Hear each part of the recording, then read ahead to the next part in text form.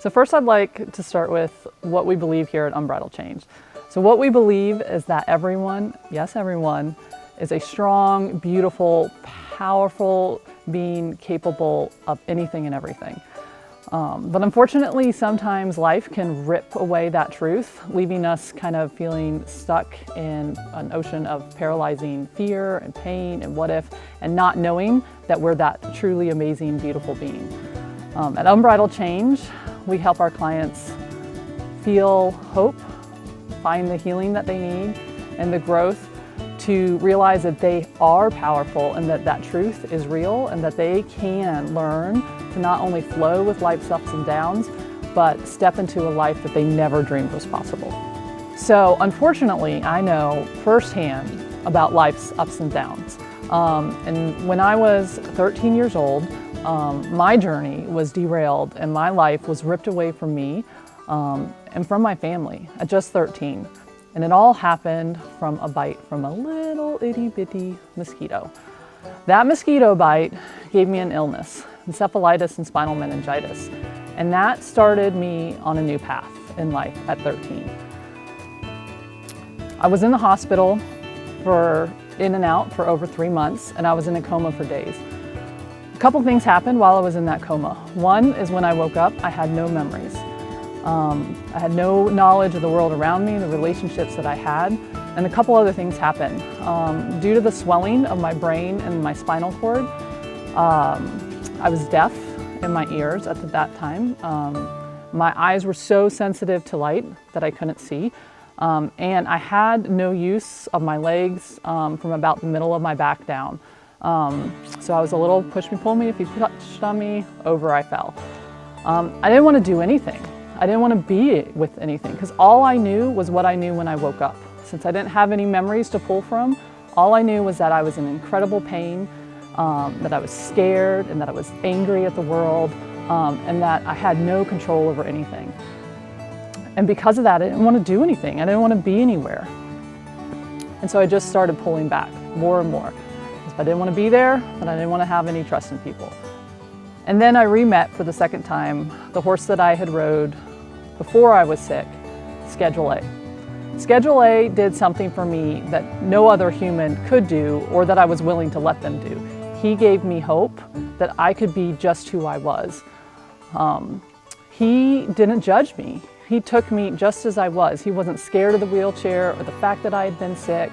He didn't hold the fact that I was a little weird against me because I didn't know how to move my body or what that looked like. As long as I was willing to be fair and just and accept him for who he was willing to do the same for me. He taught me how to be in that dance of relationship, and he also literally gave me back the use of my legs. Within 6 months of working with him, I was walking again. Within a year, I was trying out for the basketball team as a freshman in high school. But in addition to giving me back the use of my legs, he gave me something that is, in a way, a little bit more powerful to me. He gave me an anchor to being grounded and willing to go through the pain and the emotional pain of having trauma and a traumatic brain injury and what those side effects are. I wasn't willing to make those connections to the humans around me at first, but one day something changed and I was willing to bridge that gap between what I was doing with the horses to what I was willing to do with humans and being in relationships with them.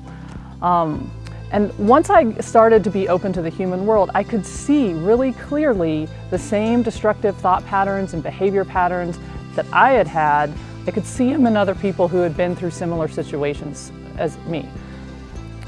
And I wanted to know why. Like, why is this a pattern that exists in people who have been through trauma, who have had life's ups and downs kind of knock them off their balance? Of course, because I spoke horse first, not human, I already had a love and a fascination for learning and everything I could horsemanship.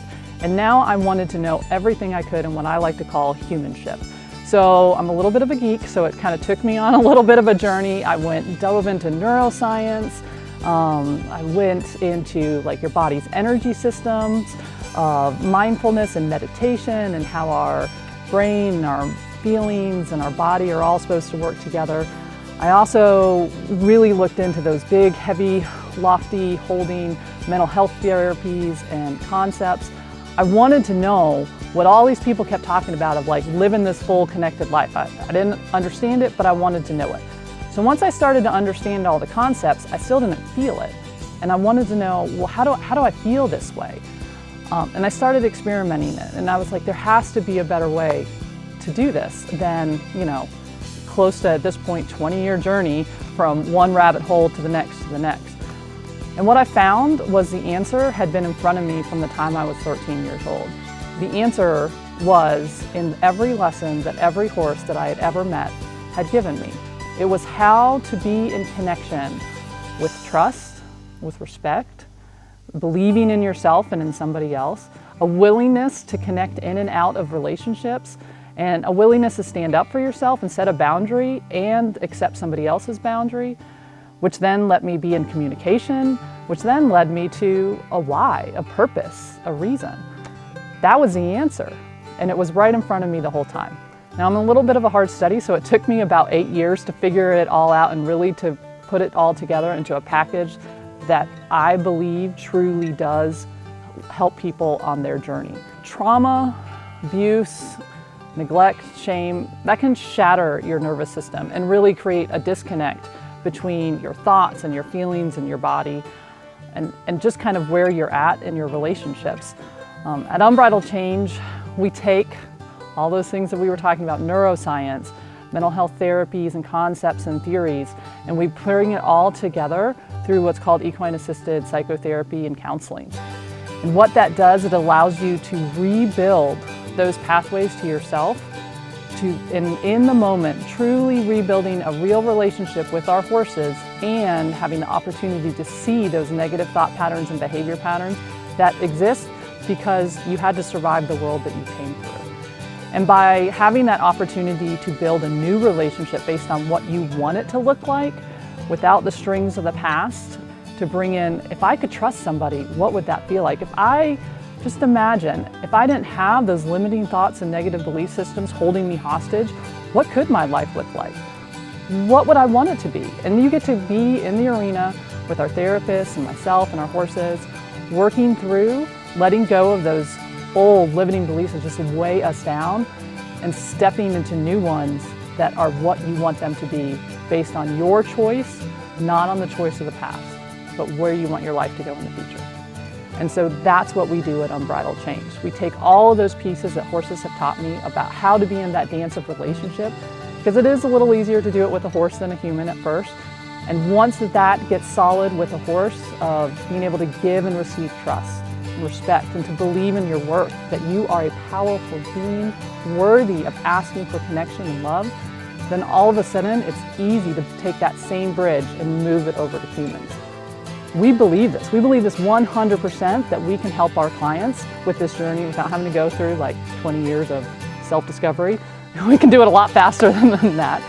And that once we get them there, it is up to them. So we can show them the door and we can provide them with the space and environment to build that bridge, but it is up to our clients to figure out what that bridge looks like for them.